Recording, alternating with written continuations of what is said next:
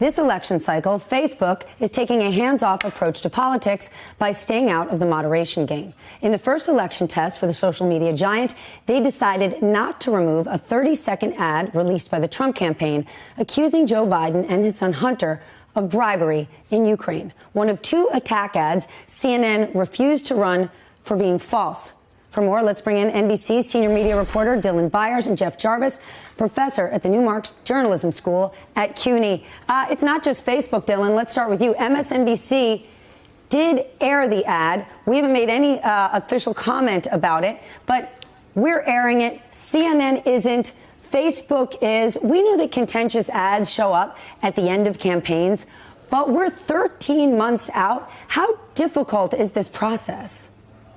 Well, it is a difficult process, and it's also not. And let me explain what I mean by that.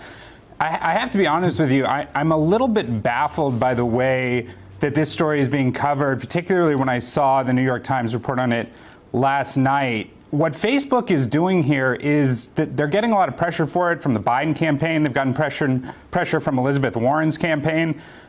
What they're doing here is totally in step with how every other media organization handles political advertising. You had to read to the second to the last paragraph of that New York Times report, but what you would have found is that the ad has also appeared on Twitter. It has also appeared on YouTube. As you just mentioned, MSNBC and NBC don't necessarily have a policy on it. The outlier in this case is CNN, which has banned 2 Trump ads. And yet there's a great deal of pressure on Facebook, I think, in light of the 2016 election, in light of voter concerns about misinformation.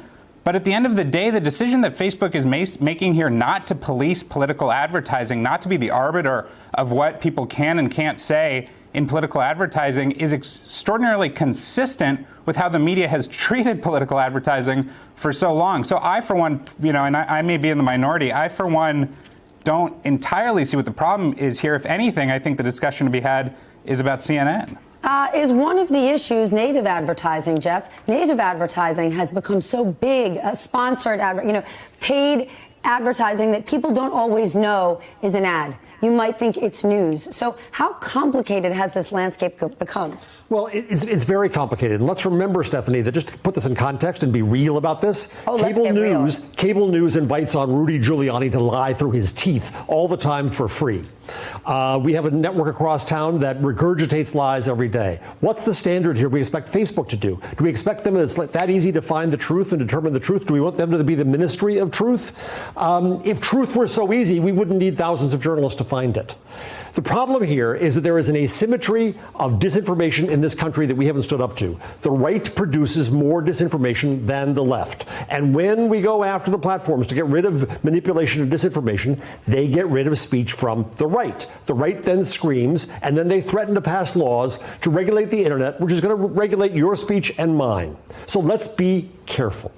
Okay, but then, Dylan, you said the conversation is about CNN. If we're talking freedom of speech, the greatest advertisements are free ones, and that's cable TV. Kellyanne Conway is the one who, 2 years ago, started the alternative facts line. There's no such thing as alternative facts. There's facts and lies. So how do you measure this?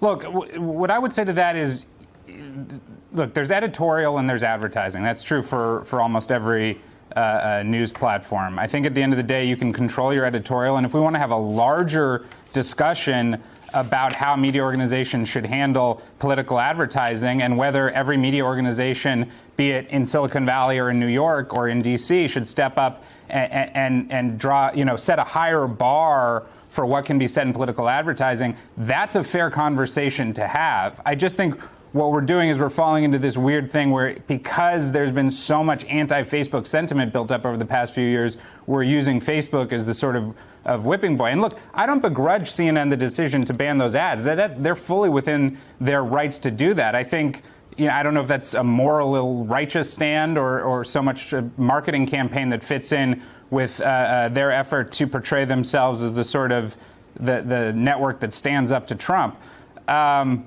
But look, at the end of the day, I think the point Jeff made is really important, which is the editorial side would be a great place to sort of monitor truth and lies that appear on the network, and certainly far more influential than any 30-second spot that's going to run during a commercial break in a country where people increasingly aren't watching commercials. And Stephanie, we're not going to be able to play whack-a-mole with the truth and lies. What we have to do is make the public more resilient. We have to recognize that people lie. Politicians lie. Companies lie. People lie. We have a constitutional right in this country to lie. It's part of our freedom of speech. So what we have to do is use journalism and use education to make people smarter about this. All right. I want to stay on freedom of speech, freedom of expression, and don't go to a different story. Dylan, let's go to China. You and I talked about it yesterday, the standoff between the NBA and China, where Adam Silver defended the GM of the Houston Rockets for sending out a tweet on his personal account supporting Hong Kong and pro-democracy sentiment. And China said, absolutely no way. They've now pulled tens of millions of dollars of sponsor dollars from the Houston Rockets. We know several events have been postponed in China right now where Adam Silver and the NBA is. Talk to us about where we are right now. Could China be overplaying their hand? Almost a billion people in China last season, watched the NBA. It is beloved in that country. Could the Chinese government actually be putting themselves at risk that their own people are going to say, no, this is too much?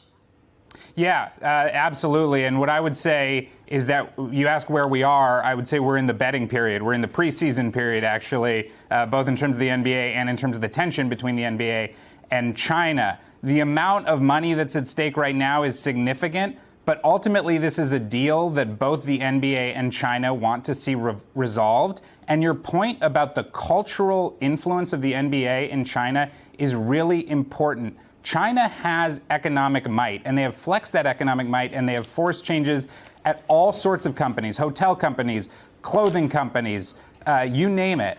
The NBA is uniquely positioned here to actually call China's bluff on account of the fact that, like you said, more than half the population actually engages with that content. And I think that's an important lesson for every media and entertainment company that has a powerful asset in the Middle Kingdom. Hey there, I'm Chris Hayes from MSNBC. Thanks for watching MSNBC on YouTube. If you want to keep up to date with the videos we're putting out, you can click subscribe just below me or click over on this list to see lots of other great videos.